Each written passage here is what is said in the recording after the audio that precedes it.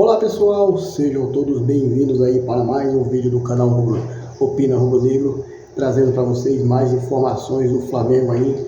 Felipe Luiz quer reforço, gente. Felipe Luiz foi para a entrevista e meteu aço. Quer reforço. Jogo vergonhoso contra o Nova Iguaçu. Se continuar assim, não classifica para a semifinal. Reviravolta com Danilo. Outro clube, dessa vez da Premier League, tem interesse no Danilo. Vitão, será que vem para o Flamengo mesmo? O Inter vai aceitar a proposta? Isso e muito mais agora no seu canal Opina Rubro Negro. Só que antes de tudo, antes de começar o vídeo, eu peço para você, na humildade e na moral, tá vendo esse botãozão aqui embaixo escrito inscreva-se? Vai lá, clica nele, aciona o sininho das notificações, deixa o like, comente, lembrando que o seu like e a sua inscrição é muito importante para o crescimento do canal. Bem, pessoal, vamos começar então o vídeo aí já de primeira falando sobre o mercado da bola. Por quê? Porque o Flamengo está perto de ter um desfecho aí sobre o Danilo, né? E essa negociação está muito perto de ter um desfecho final aí. Isso porque o Danilo, ele quer jogar no Flamengo, só que aí depende da Juventus liberar ele para o Flamengo, como todo mundo sabe. Então nós vamos trazer aqui para vocês aqui uma análise e os números do Danilo nessa última passagem dele pela Juventus. O Danilo está em fim de contrato, né? A partir do meio do ano ele pode assinar um pré-contrato, já pode sair de graça a partir de agora, por exemplo. Mas a Juventus parece que não quer liberar o jogador agora, está fazendo vista grossa. Então vamos ver aí um pouquinho dessas análises do Danilo, números do Danilo, né? Que a gente vai trazer para vocês aqui agora. O Danilo, ele disputou aí jogos da UEFA Europa League. O Danilo nesse ano disputou 4 jogos pela equipe da Juventus, como titular, né? Foram participações em... Então tá aí os números do Danilo, né, que está sendo monitorado pelo Flamengo, e ele está tentando rescindir o contrato, assim como o Jorginho do Arsenal, junto à Juventus, e pode ser que ele saia agora, já no começo do ano. E o Flamengo ganhou um concorrente aí de última hora. Já tinha o Napoli na briga pelo Danilo, né? Agora tem mais um clube, dessa vez clube da Premier League, clube inglês. Só que, porém, o clube não tem muita história, muita tradição. Vai bem no campeonato inglês, é o Brighton. O Brighton está em 6º, 7º lugar no campeonato inglês e está ali brigando pelas 4 posições que vai na Liga dos Campeões. Porém, acredito que o Danilo não vai sair da Itália para a Inglaterra para jogar num time de médio para meio da tabela, né? Por quê? Porque o Brighton tá brigando, mas na frente dele tem Newcastle, que tá jogando bem, tem Manchester City, que agora decolou de novo, tem Arsenal, tem Chelsea, e assim, esses clubes aí dificultam a vida do Brighton. Porém, também tem o Napoli na briga, todo mundo sabe, o Antônio Conte quer contar com o Danilo, mas aí vai depender do jogador e do seu staff. A esposa do jogador já liberou, mas claro, quem toma conta da carreira do Danilo é o seu staff, é o Juliano Bertolucci. Mudando de assunto, passando de Danilo para Vitão, é um assunto que envolve o Thiago Maia. É isso mesmo. Todo mundo sabe, não é novidade, o Inter tem uma dívida ainda com o Flamengo de 4 milhões de euros. É isso mesmo, 4 milhões de euros. O Flamengo enviou uma proposta pelo Vitão, uma proposta de 6 milhões de euros com abatimento de 4 milhões, ou seja, a dívida que o Inter deve para o Flamengo abateria a dívida e ainda dava uma valorização de 2 milhões de euros. Ou seja, seria uma quantia elevada.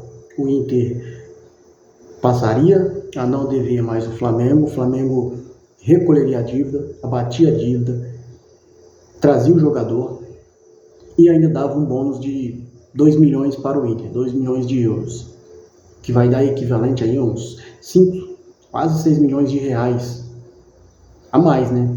Dá mais que isso, dá quase 2 milhões de reais em euro. E o Internacional, ele recusou a proposta, gente. Ele recusou a proposta. Ele não quer pagar o Flamengo, né? Não quer pagar, usou o Thiago Maia, agora está tentando vender o jogador a qualquer custo. E não pagou sequer um centavo ao Flamengo. E o Flamengo quer fazer esse negócio com o Inter. O Inter não quer a negociação com o Flamengo. O Inter quer 10 milhões de euros, né, pelo jogador. E o Flamengo não tem outro jeito. O Flamengo vai ter que acionar a FIFA, porque o Flamengo acionou Leixões e o Estrela Amadora de Portugal na FIFA e não vai acionar o Inter. O Flamengo está esperando o desfecho da negociação. Se caso o Internacional não aceitar o negócio ou não pagar os 4 milhões que deve ao Flamengo, o Flamengo vai sim acionar o Internacional na FIFA, né? Então aí vamos esperar, vamos aguardar. Pode ser que o Inter mude de ideia e venda o jogador e abate a dívida com o Flamengo. Bem, vamos mudar de assunto, vamos falar do jogo horroroso do Flamengo ontem, cara. Horrorosíssimo.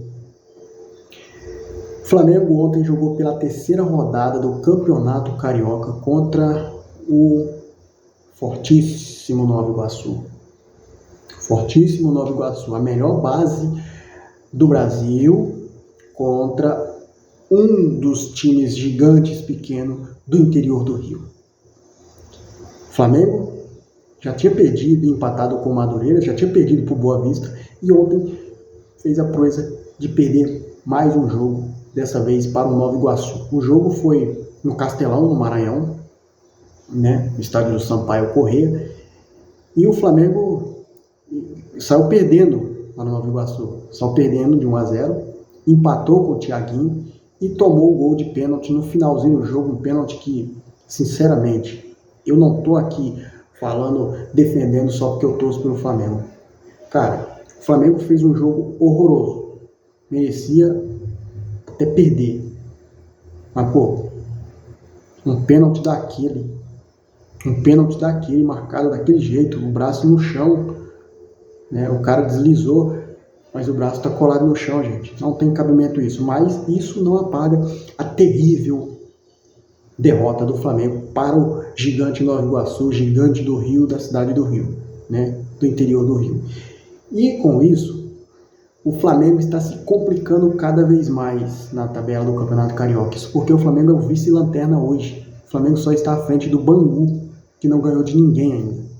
Então é bom o Flamengo abrir o olho. Por quê? Porque corre sérios riscos. Cair para a segunda divisão não cai. O Flamengo não cai. Isso aí, se cair no Campeonato Carioca, vai ser histórico. Mas o clube corre sérios riscos de não classificar para as semifinais. E já que estamos falando em Flamengo, vamos falar da pré-temporada que está rolando nos Estados Unidos. Estava rolando, né? Porque o Flamengo já chegou no Rio de Janeiro.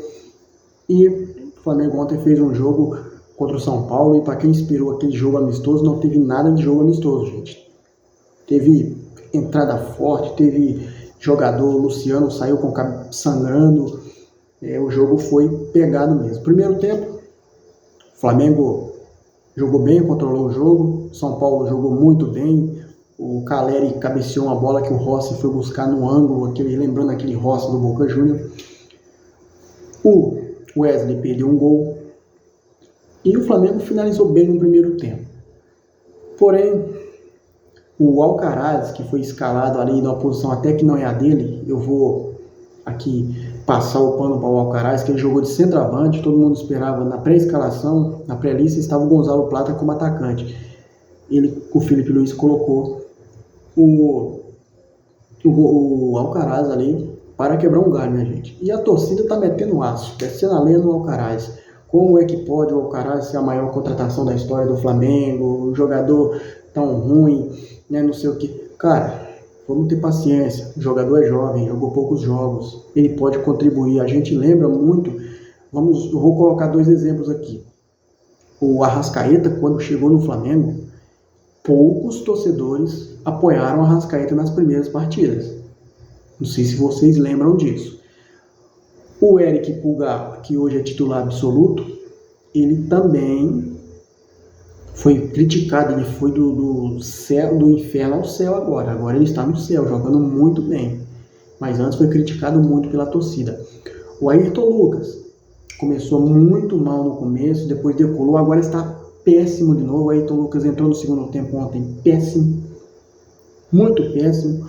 O time do primeiro tempo, ele jogou melhor. O time do segundo tempo, que teve o garoto lá que estreou, eu esqueci o nome do garoto, um bom de bola do Flamengo, agora não vou lembrar de cabeça. A exceção disso, o Luiz Araújo, que jogou bem, eu estou jogando meu. Guilherme Varela me surpreendeu, jogou muito bem. Então assim vai se desenhando um novo Flamengo com Felipe Luiz. O Flamengo de 2025 vai ser diferente do Flamengo de 2024. Isso vocês podem escrever.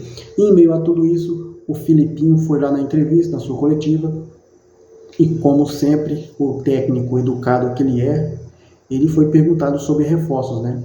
E está tudo na mão da diretoria, segundo as palavras do Felipe Luiz. Só que ele precisa de reforços. Ele bateu na mesa e falou: eu preciso de reforços sim. O Flamengo precisa de um zagueiro, de um volante e de um lateral aí, se possível for. É as 3 carências que o Flamengo pode ter agora. O centroavante, o Flamengo vai ficar mesmo aí com o Juninho e o Pedro só. Os demais aí, nada. E falando ainda de mercado da bola, falar do Jorginho, o Arsenal vai dificultar bastante aí a saída do Jorginho, gente. O Arsenal, com a lesão do Gabriel Jesus e a concorrência do Bayern de Munique para contratar o Zubimendi, o Arsenal aí está perdendo. O Arsenal está tentando aí renovar com o Jorginho, e com isso o Flamengo está perdendo aí, se possível, a negociação, um ótimo volante, né, gente? Esperamos que o desfecho da negociação se concretize bem e o Jorginho venha para o Flamengo. E o demais é isso. Não vou alongar muito o vídeo. Eu peço mais uma vez para você que não é inscrito no canal, se inscreve, esse botãozão está embaixo, escrito inscreva-se, deixa o like, compartilha os vídeos e valeu. Saudações rubro-negros, isso aqui é Flamengo. Só lembrando, o próximo jogo do Flamengo, antes do jogo contra o Volta Redonda, que aí marca a estreia do time principal, vai ser quarta-feira contra o Bangu. Duelo de lanterna contra vice-lanterna, acredite ou não. Valeu, saudações rubro-negras.